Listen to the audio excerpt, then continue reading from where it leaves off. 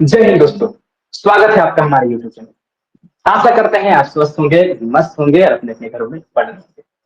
तो जैसा कि आपको पता है कि हमारा श्री राम बैच चल रहा है और अपने कथनानुसार हम आपके लिए बायोलॉजी को लेकर आ गए।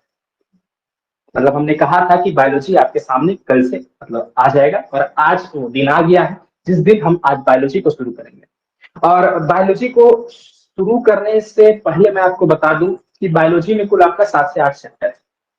7 से 8 चैप्टर है जिसे हम एक एक तरीके से एक एक बारीकी से नॉर्मल तरीके से समझने का प्रयास करें। ऐसा नहीं तो कोई हाई फाई तरीका है और यहाँ पर एक एक नोट्स को आपके साथ लिखाते जाएंगे। बस आपको करना क्या है, हमारे साथ साथ अपनी कॉपी में लिखते जाइए। ऐसा नहीं है कि ऐसा मत करिएगा कि यहाँ लिखवाएं और लिखेंगे ना बाद में, ऐसा नहीं करना है। जो अभी है उसे अभी करना है, एनी हाउ करना है। चाहे धरती पलट जाए, चाहे धरती घूम जाए, उससे कोई मतलब नहीं है। करना है तो करना है, क्योंकि आपके सामने अब आपको मैं बता दूं मात्र 3 महीने का समय बचा हुआ है। सितंबर अक्टूबर, सितंबर तो खत्म ही हो गया, अक्टूबर नवंबर और दिसंबर, 3 महीना, अक्टूबर नवंबर दिसंबर। तो इस 3 महीने में आपको कुछ करके गुजरना है, कुछ अच्छे से करना है। गुजरना नहीं है, मतलब करके आगे बढ़ना है। गुजरना भगवान ना करे ऐसा कोई दिन देखना पड़े। अब चलिए आगे चलते हैं। और जैसा कि मैंने कहा कि हम लोग जीव विज्ञान को शुरू करते हैं। और चलिए श्री राम का नाम लेकर आज अपने हम जीव विज्ञान के पोर्शन को शुरू करते हैं। और जीव विज्ञान में सबसे पहला आपका चैप्टर है, चैप्टर प्रथम जो है वो उसका नाम है जैव प्रकरण। अगर मैं बात करूं तो आपके सबसे पहले चैप्टर का नाम जैव प्रकरण तथा या तो पोषण बात करूं तो ये मतलब जैव प्रकरण में कोई बहुत सारे प्रक्रिया होती है और उस प्रक्रिया में हम इस चैप्टर में पोषण के बारे में समझेंगे। बालक, सबसे बड़ी बात अगर मैं बात करूं तो चैप्टर 1 का नाम है जैव प्रकरण और उसमें हमें पोषण को पढ़ना है। लेकिन पोषण को पढ़ने से पहले हमें इस चैप्टर के बारे में जानना होगा जिसे हम जैव प्रकरण कहते हैं। अंग्रेजी में अगर हम बात करें तो जैव प्रकरण को हम लाइफ प्रोसेसेस कहते हैं। लाइफ प्रोसेस, तो इसका मतलब क्या हुआ? अगर हम जैव प्रक्रम की बात करें तो मतलब हमारे शरीर को मेंटेन करने के लिए जितने भी तरीका का प्रक्रिया होता है उसे हम क्या कहते हैं? जैव प्रक्रम कहते हैं। जैसे मान लीजिए अभी हम बोल रहे हैं तो मेरा मुंह चल रहा है। मेंटेनेंस मतलब ये नहीं कि अभी हम मार के एकदम खादी वाला कुर्ता पहन लेंगे और बुलेट पे पहन गाड़ी घूम के चल रहे हैं, ऐसा कुछ नहीं है बालक। वो मेंटेनेंस अलग मेंटेनेंस जो गांधी जी हमें दिलाते हैं और हमारा शरीर अलग एक मेंटेनेंस दिलाता है जिसे हम जैव प्रकर्म कहते हैं। तो जो हमारा शरीर जो हमें गांधी जी दिलाता है उसे हम फुटानी कहते हैं और जो हमारा शरीर हमें मेंटेनेंस दिलाता है उसे हम जैव प्रकर्म कहते हैं। सिंपल बात है। तो हमारे शरीर में जितने भी तरीका का प्रक्रिया होता है उस प्रक्रिया से हमारे शरीर में जो मेंटेनेंस होता है उसी को तो हम जैव प्रकर्म कहते हैं। अगर हम आसानी से भाषा में बात करें तो वे सभी प्रकर्म जो संयुक्त रूप से जीव के अनुरक्षण का काम करती है, अनुसंरक्षण का काम करती है, मतलब प्रोसेस मेंटेनेंस का काम करती है। हमारे शरीर का मेंटेनेंस का काम जिस संयुक्त क्रिया के द्वारा होता है उसे ही हम क्या कहते हैं? जैव प्रकरण कहते हैं। अभी हम अपना हाथ ऐसे ऐसे ऐसे चला रहे हैं तो हमारे शरीर को दिमाग बोल रहा है हाथ चलाओ, तो मेंटेनेंस हो रहा है हमारे शरीर का। तो ये क्या है? जैव प्रकरण है। मतलब जितना तरह का काम, हम खाना खाए डाइजेस्ट हो रहा है खाना, क्या हम मेहनत कर रहे हैं ऊपर से कोई तेल उल डाल रहे हैं क्या? जैसे गाड़ी को चलाने के लिए पेट्रोल का जरूरी है उसी तरह शरीर को चलाने के लिए मतलब खाना को पचाने के लिए अलग से कोई तेल उल डाल रहे हैं क्या? नहीं डाल रहे हैं। बालक को समझने का बात यहाँ पर यह है कि भाई ये जो जैव प्रकरण है ये संयुक्त क्रिया है। ये क्रिया होती रहेगी, आपके पास होती रहेगी और हमारे शरीर का मेंटेन करते रहेगी। और जो भी क्रिया के द्वारा हमारे शरीर का मेंटेनेंस होते रहता है उसी को हम क्या कहते हैं? जैव प्रकरण कहते हैं। तो आप सब अपने अपने कॉपी में लिखना शुरू करिएगा और लिखिए वे सभी प्रकरण, मैं लिख रहा हूं और आप भी लिखिएगा, वे सभी प्रकरण, वे सभी प्रकरण जो संयुक्त रूप से, अगर हम बात करें क्या, जो संयुक्त रूप से, वे सभी प्रकरण जो संयुक्त रूप से जीव का, जो संयुक्त रूप से जीव का अनु अनु रक्षण करता है। क्या करता है? अनुरक्षण करता है। अनुरक्षण करता है उसे हम क्या कहते हैं बालक? उसे हम जैव प्रकरण कहते हैं। क्या कहते हैं? जैव प्रकरण कहते हैं। तो आशा करते हैं यहां तक आप लोग को समझ में आया होगा। और ये कोई बड़ी चीज नहीं है जैव प्रकरण को समझना। कि हाँ भैया जैव प्रकर्म क्या है। अरे बालक पूछ रही है, वे सभी प्रक्रिया जो संयुक्त रूप से जीव का अनुरक्षण का कार्य करती है उसे हम जैव प्रकर्म कहते हैं, वो जैव प्रकर्म कहलाते हैं। सिंपल बात है। तो वे सभी प्रकर्म जो संयुक्त रूप से जीव का अनुरक्षण, मतलब जीव का अनुरक्षण की अगर हम बात करें तो मेंटेनेंस होता है। क्या होता है? मेंटेनेंस होता है। तो वो टोटल प्रक्रिया जिससे शरीर का मेंटेनेंस होता है वो क्या कहलाता है? जैव प्रकर्म कहलाता है। आशा करते हैं यहाँ तक आप लोग को समझ में आया होगा। अब हम बात करें तो जैव प्रकर्म की कुल बहुत सारी प्रक्रिया है, और जिसमें हम आज इस चैप्टर में पोषण के बारे में डिस्कस करेंगे आपके सामने। लेकिन अगर हम बात करें जैव प्रकर्म के बारे में तो मैं आपको लिखवा दूं और आप भी अपने अपने कॉपी में नोट डाउन कर लीजिए। जैव प्रकर्म की अगर मैं बात करूं तो जैव प्रकर्म की कुल 4 तरह की प्रक्रिया है। हम उस 4 तरह की प्रक्रिया को समझने का प्रयास करेंगे। और सबसे पहला प्रक्रिया अगर हम बात करें तो जैव प्रकर्म में पोषण होता है, जिसके बारे में आज हम समझेंगे।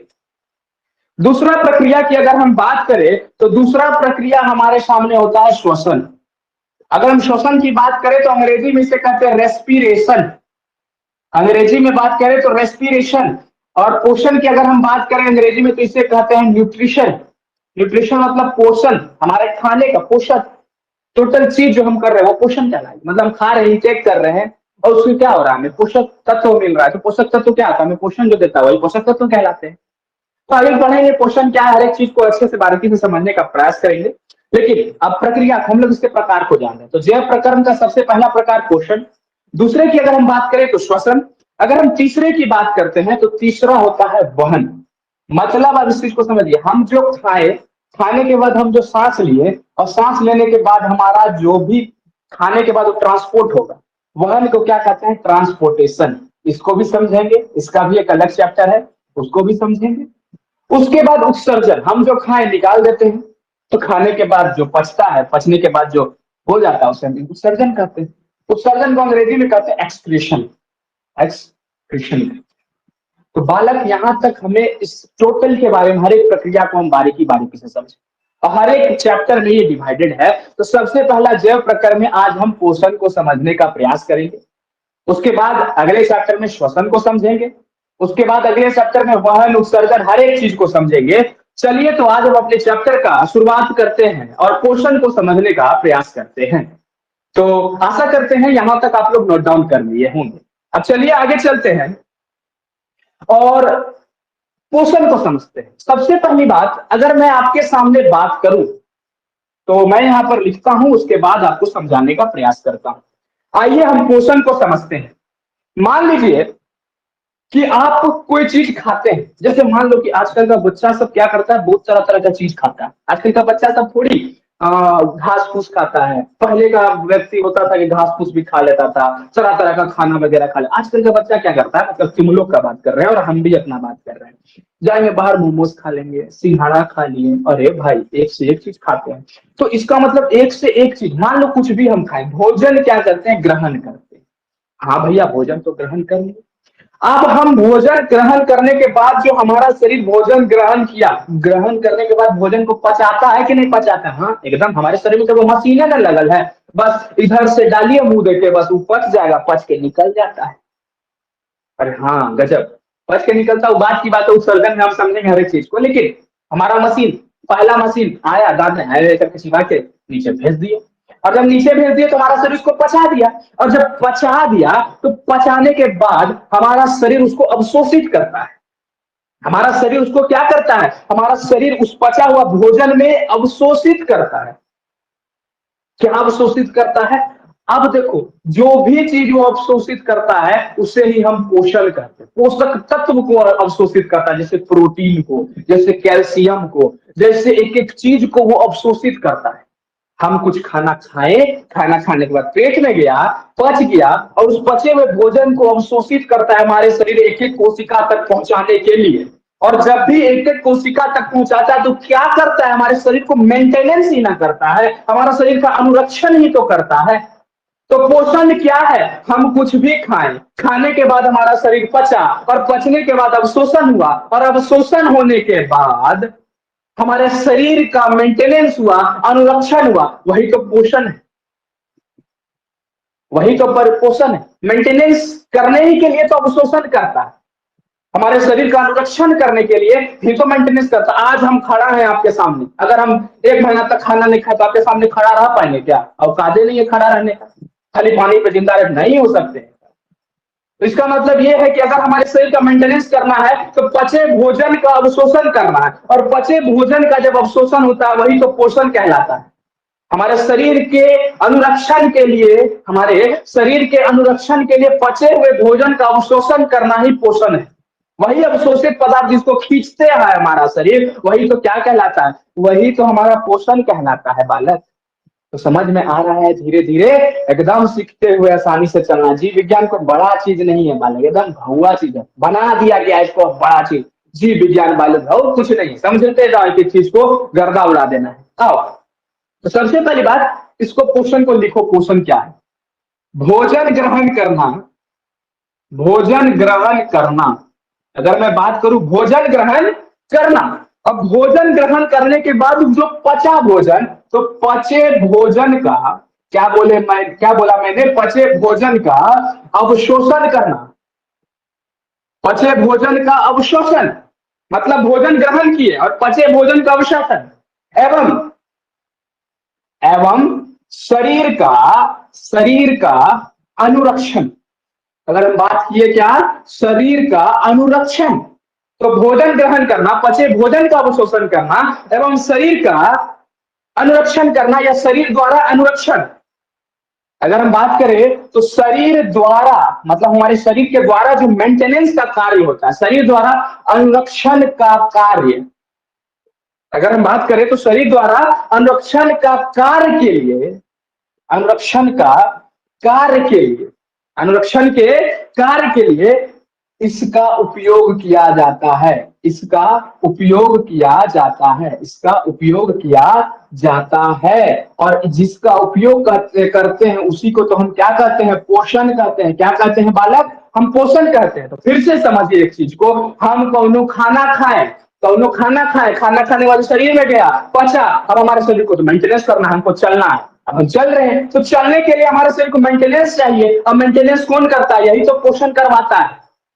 तो ये क्या कहलाया? पोषण क्या है? तो हमारे शरीर में भोजन ग्रहण करना, पचे भोजन का अवशोषण और शरीर द्वारा नुकसान का कार्य के लिए इसका उपयोग किया जाता है। जिस चीज का उपयोग किया जाता है यही तो पोषण कहलाता है। हो गया बात खत्म।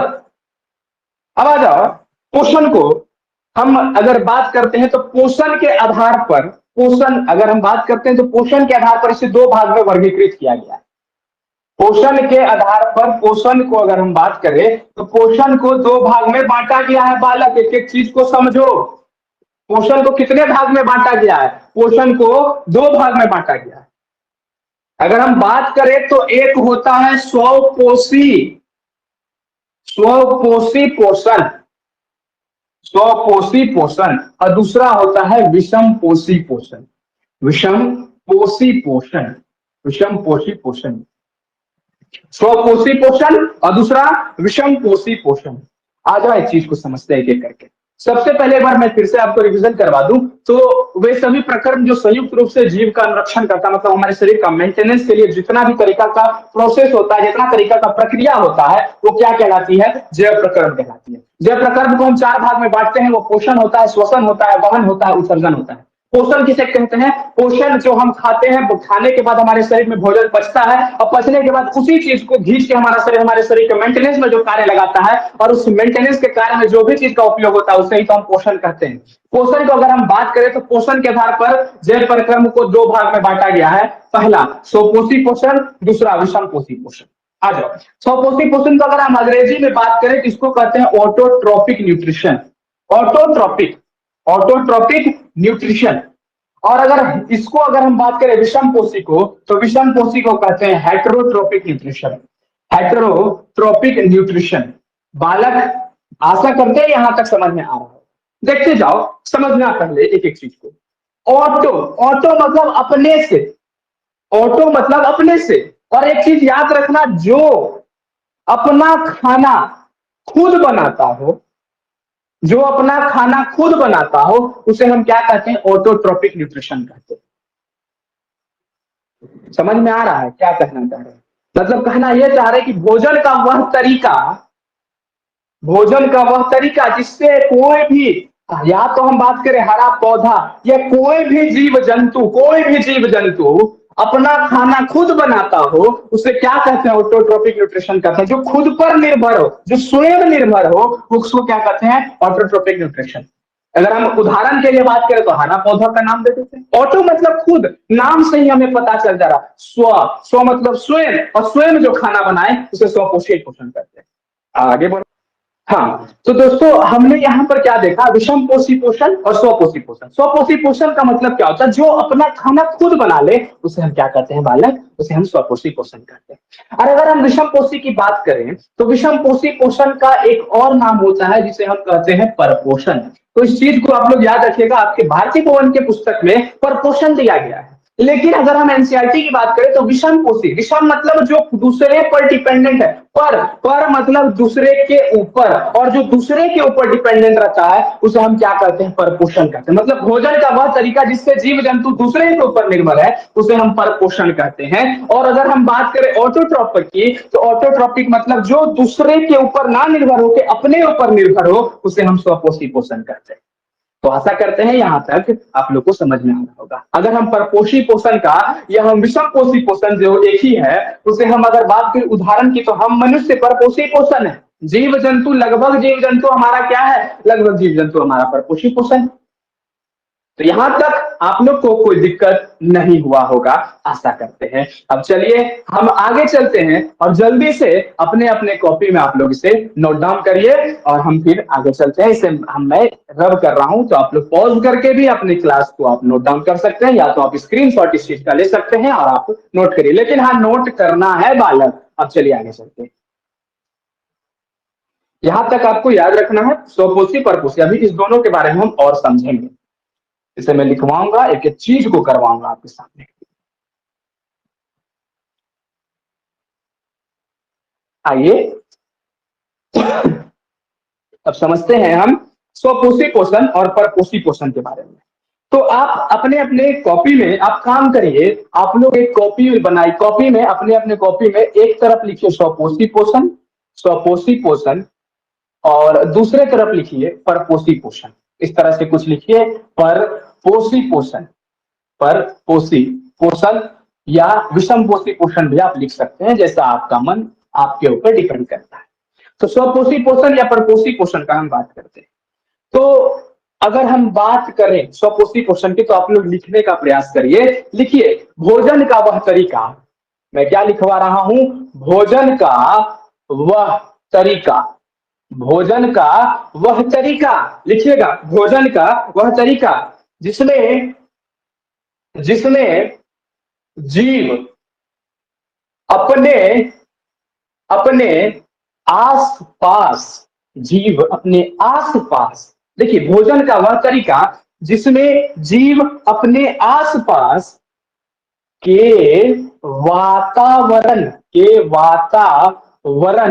में उपस्थित, वातावरण में उपस्थित सरल अजैव पदार्थ, सरल अजैव पदार्थ से, सरल अजैव पदार्थ की अगर हम बात करें तो कार्बन डाइऑक्साइड, हम प्रकाश की बात कर सकते हैं, हम हवा, हम पानी की बात कर सकते हैं। तो मतलब अगर हम बात करें तो भोजन का वह तरीका जिसमें जीव अपने आसपास के वातावरण में उपस्थित होता है और सरल अजैव पदार्थ जैसे कार्बन डाइऑक्साइड, प्रकाश और पानी से अपना भोजन स्वयं बनाता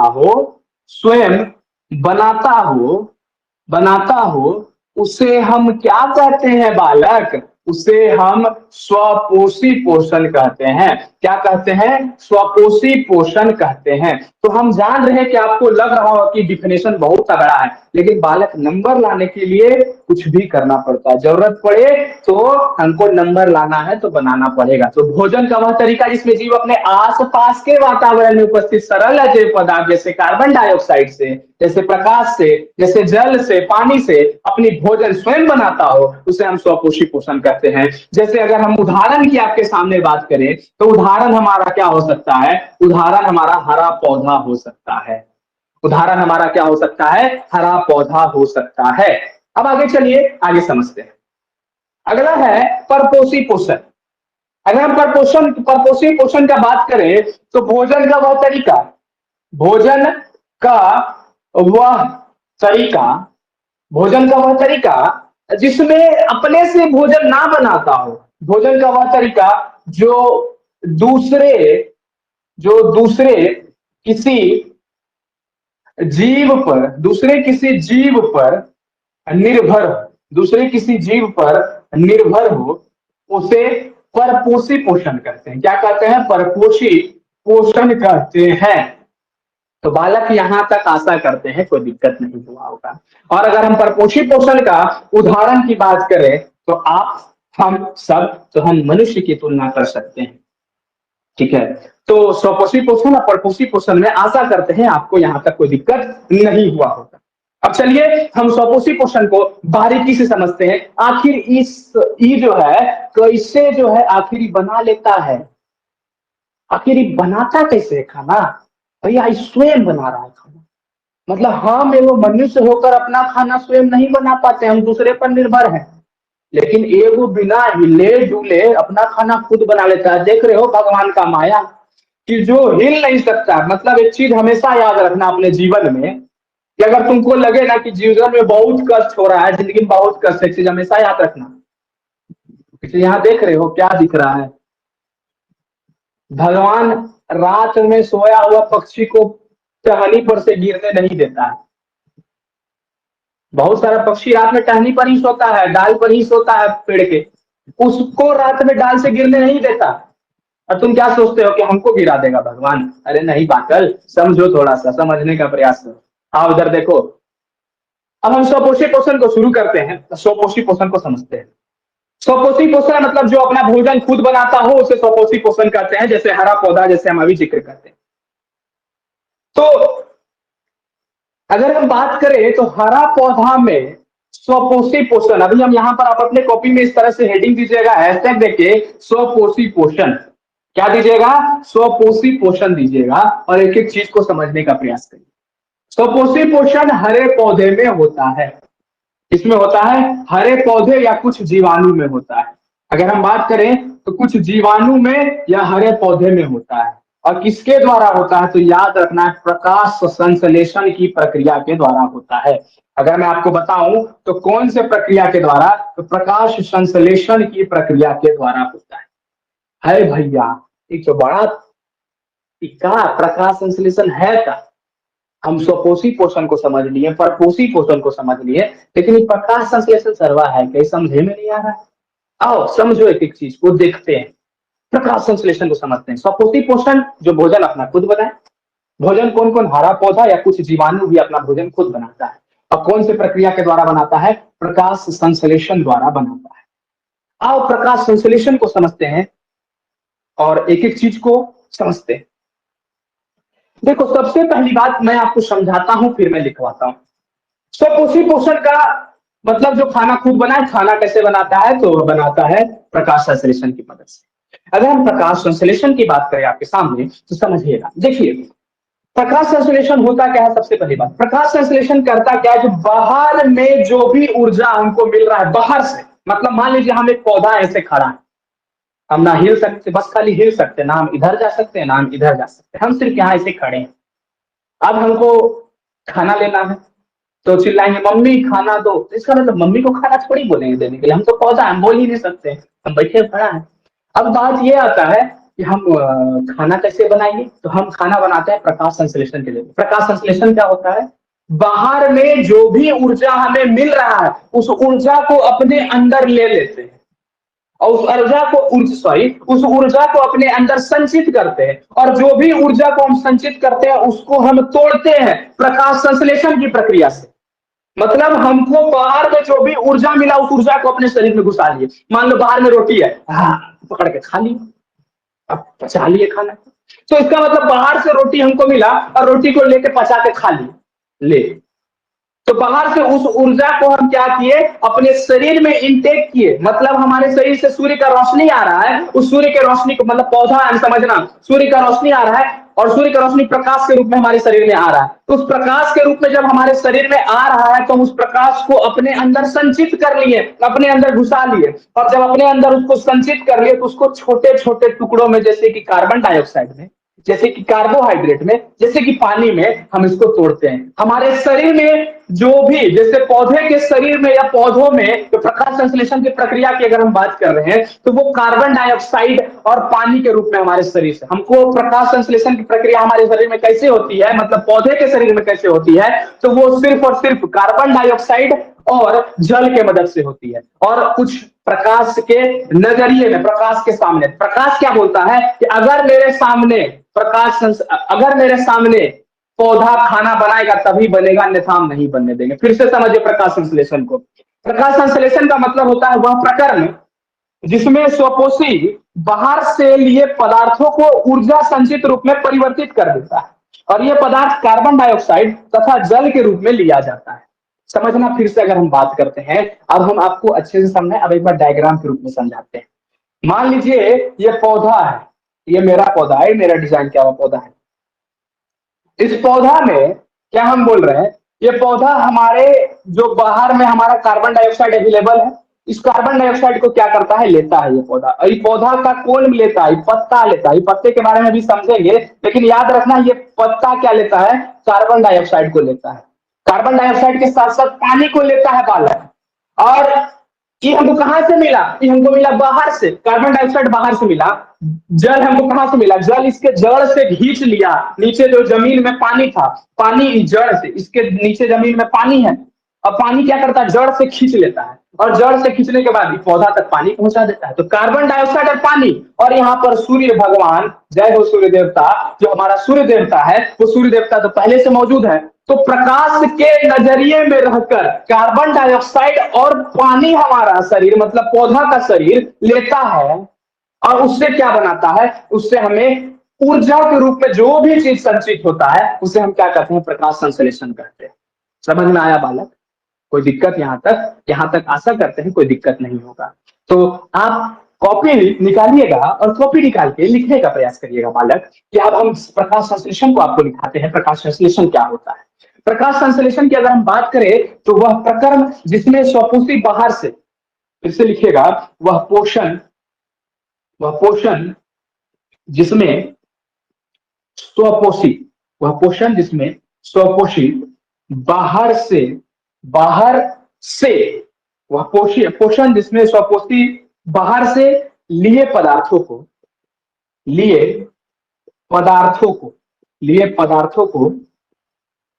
ऊर्जा रूप में संचित करता है बालक। तो वह पोषण जिसमें स्वपोषी बाहर से लिए पदार्थ को ऊर्जा रूप में संचित करता है या परिवर्तित करता है, ऊर्जा रूप में संचित करता है या परिवर्तित करता है, ऊर्जा रूप में संचित करता है या परिवर्तित करता है। और ये जो पदार्थ है, ये पदार्थ कार्बन डाइऑक्साइड या पानी के रूप में लिया जाता है, पानी के रूप में लिया जाता है, जो सूर्य के प्रकाश तथा क्लोरोफिल की उपस्थिति में कार्बोहाइड्रेट में परिवर्तित कर दिया जाता है।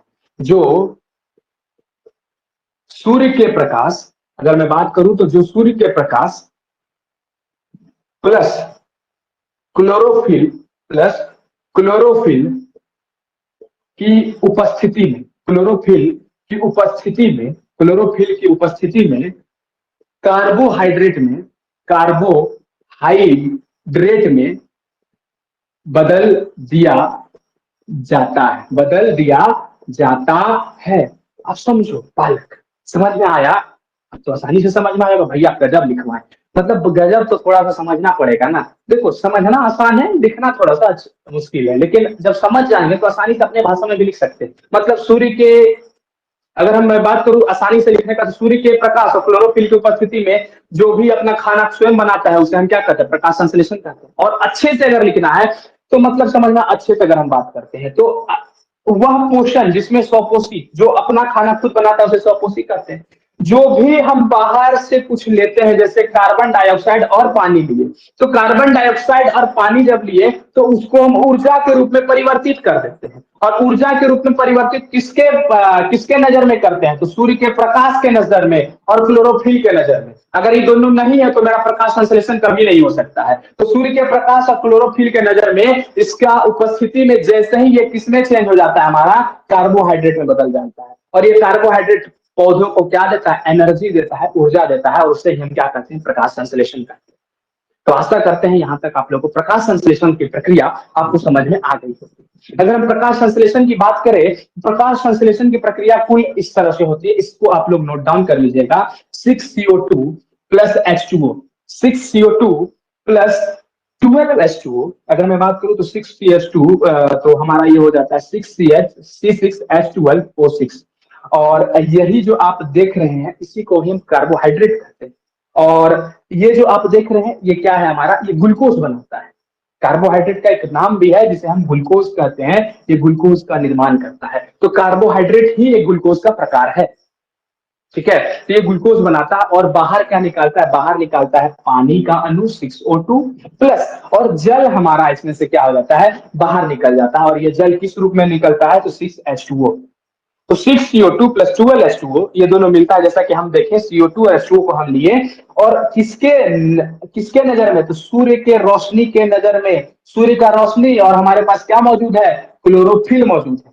तो सूर्य का रोशनी और क्लोरोफिल के नजर में हम CO2 और H2O को लिए, और CO2 H2O को लेने के बाद मेरा ऊर्जा रूपांतरित हो गया किसमें, एक ग्लूकोज। और ग्लूकोज हमें क्या देती है, ऊर्जा देती है। धूप से आए, मम्मी ग्लूकोज ला, फटाक से पी के एनर्जी मिल गया। तो पौधा को भी एनर्जी कहां से मिलता है, देखो CO2 और H2O से मिलता है। हाँ भैया, आसानी से समझ में तो आया। अब चलो आगे चलते हैं।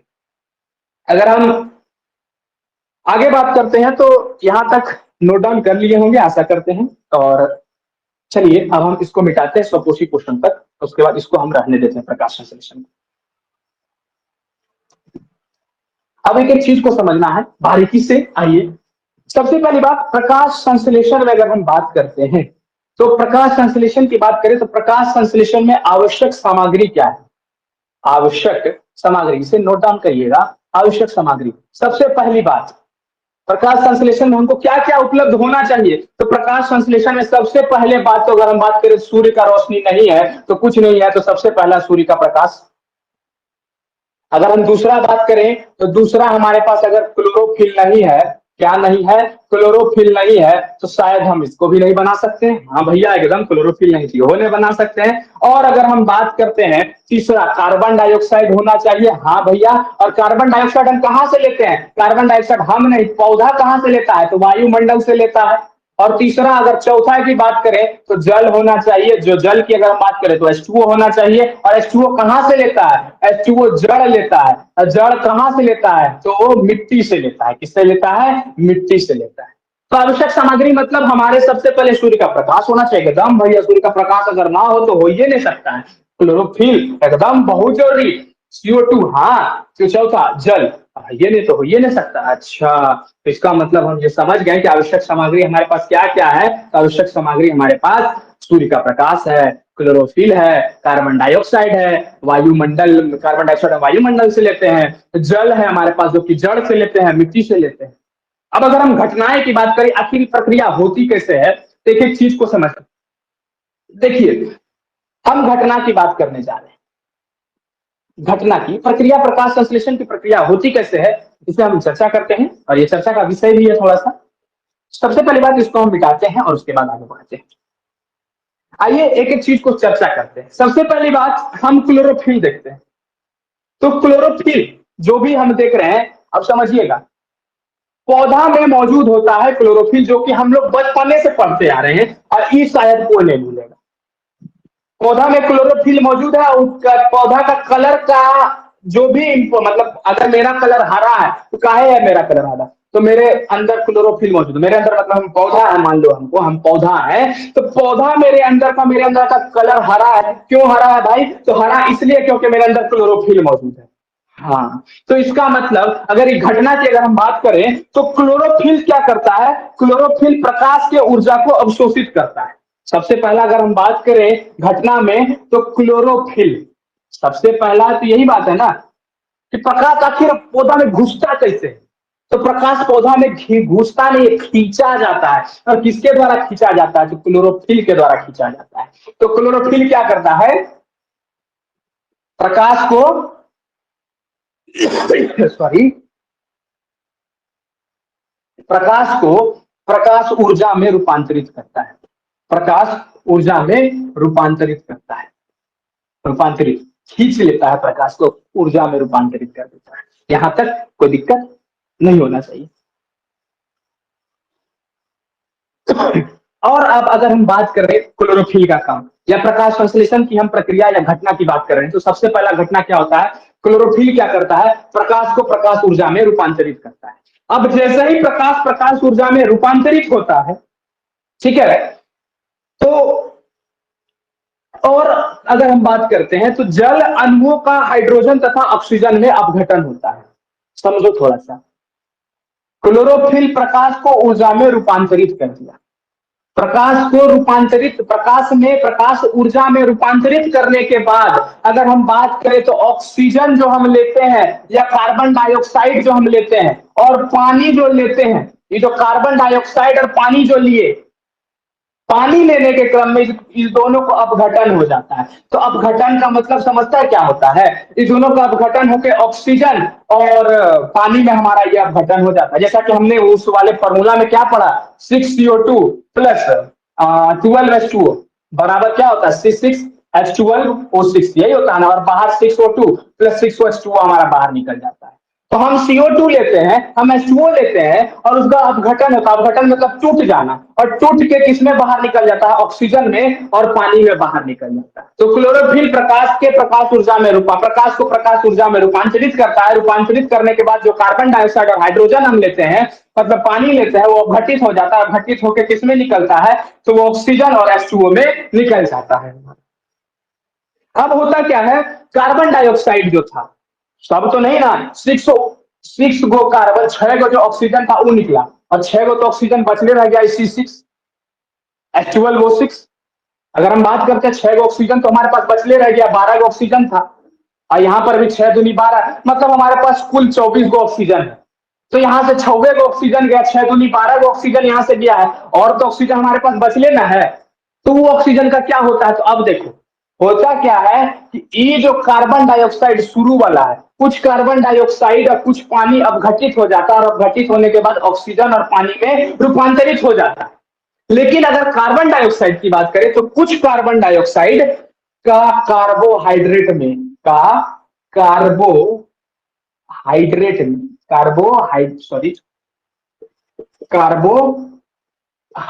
में कार्बोहाइड्रेट में उपचयन हो जाता है। क्या हो जाता है? अपचयन हो जाता है।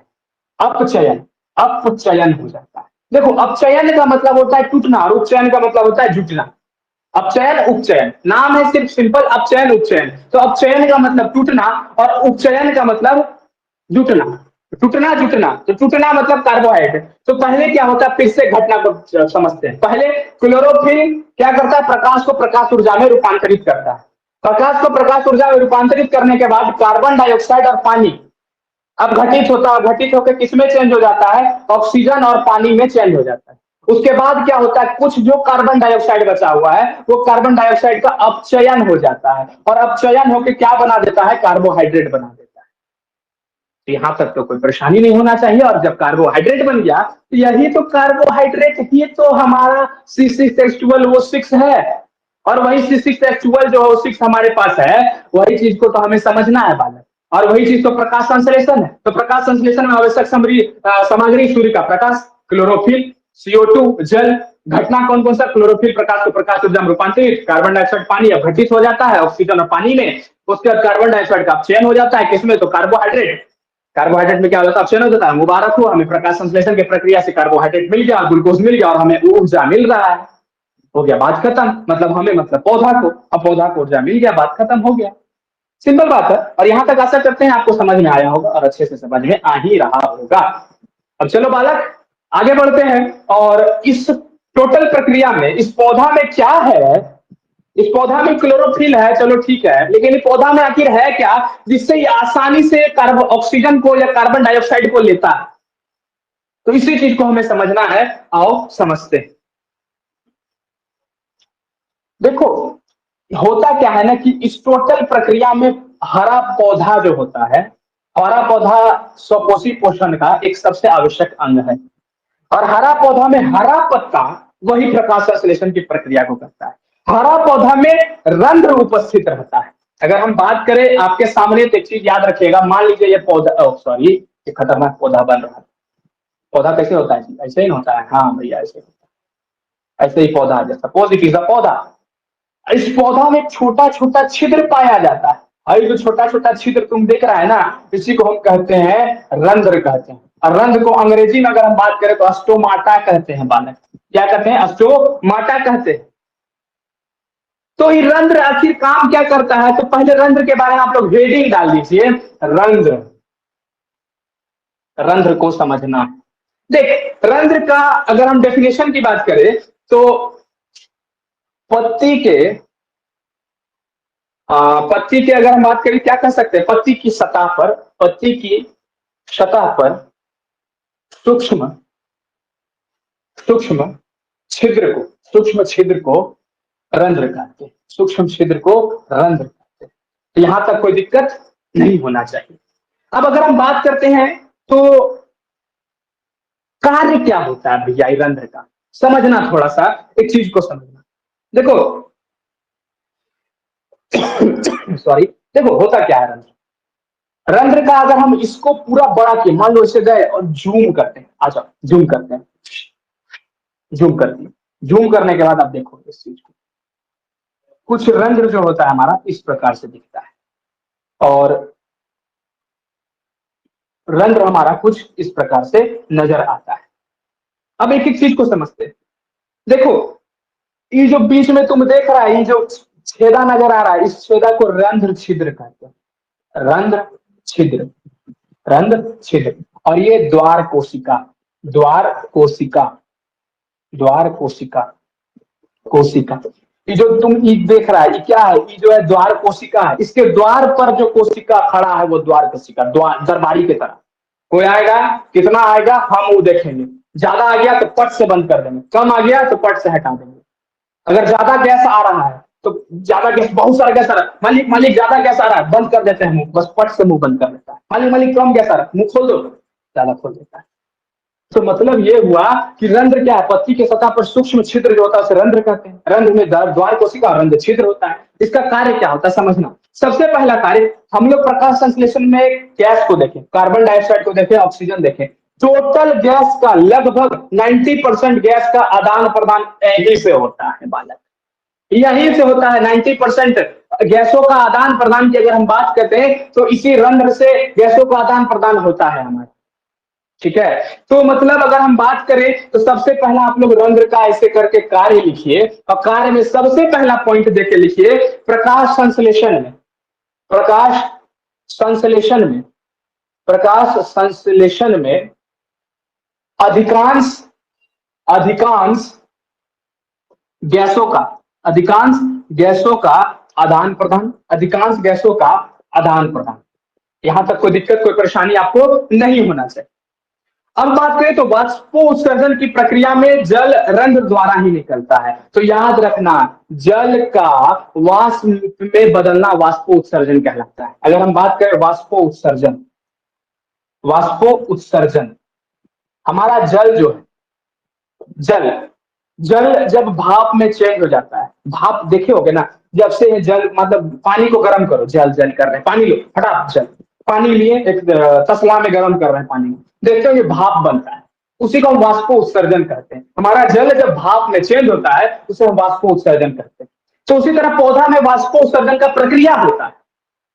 तो वाष्पोत्सर्जन का प्रक्रिया जब होता है तो उसमें जल जो होता है, हमारे पौधे में से भी जल, जो हम एक्सेस जल, हमारा पौधा हम लोग कभी भी छूते हैं पौधा को, तो कभी पौधा का पत्ती को छूने का प्रयास करिएगा, कभी कभी सुबह सुबह या शाम में ही जाके पौधा का पत्ती को छूने का प्रयास करिए, देखिएगा थोड़ा सा पानी टाइप से हमको माहौल उसका नजर आएगा। पत्ती क्यों? पानी, उसका जो रंध्र होता है वो पानी को निकालता है। जब वो पौधा एक्सेस पानी ले लेता है तो उस पानी को निकालने का प्रयास करता है, और किसके द्वारा निकालता है? तो रंध्र के द्वारा निकालता है। तो वाष्पोत्सर्जन, जब हम पौधा वाष्प का उत्सर्जन करता है, वाष्प का उत्सर्जन मतलब पानी को वाष्प में चेंज करता है, तो वाष्पोत्सर्जन का प्रक्रिया में, वाष्पो उत्सर्जन का प्रक्रिया में वाष्पो जल रंध्र द्वारा निकलता है। जल किसके द्वारा निकलता है? तो रंध्र के द्वारा निकलता है। तो मतलब रंध्र का अगर हम टोटल 2 कार्य की बात करें तो प्रकाश संश्लेषण की प्रक्रिया में अधिकांश आदान प्रदान इन्हीं छिद्रों के द्वारा होता है, और वाष्पोत्सर्जन में जल रंध्र द्वारा ही निकलता है। ठीक है। और इसी गैस का आना, गैस का जाना, वाष्पोत्सर्जन की प्रक्रिया में पानी का निकलना, और ये टोटल द्वार कोशिका नियंत्रण करता है कि कितना पानी निकलेगा बालिक, कितना पानी नहीं जाएगा हम डिसाइड करेंगे, गैस कितना आएगा नहीं जाएगा हम डिसाइड करेंगे। ठीक है। तो आशा करते हैं यहां तक आप लोग को समझ में रंध्र तक आ गया होगा। और हमारा अब जो टॉपिक, नेक्स्ट टॉपिक है वो हेटेरोट्रॉपिक न्यूट्रिशन, मतलब परपोषी या विषमपोषी पोषण, जिसे हम अच्छे से कल के क्लास में समझेंगे। आज के क्लास को हम यहीं पर रखते हैं। आशा करते हैं आपको आज का क्लास समझ में बहुत ही अच्छे से आया होगा। बालक, एक एक चीज को समझो, जानो, नोट डाउन करो, नहीं समझ में आ रहा है तो कमेंट भी करो। तो चलो आज के लिए हम लोग यहीं रखते हैं। हंसते रहिए, मुस्कुराते रहिए, इसी का नाम जिंदगी है। तब तक के लिए धन्यवाद। जय हिंद।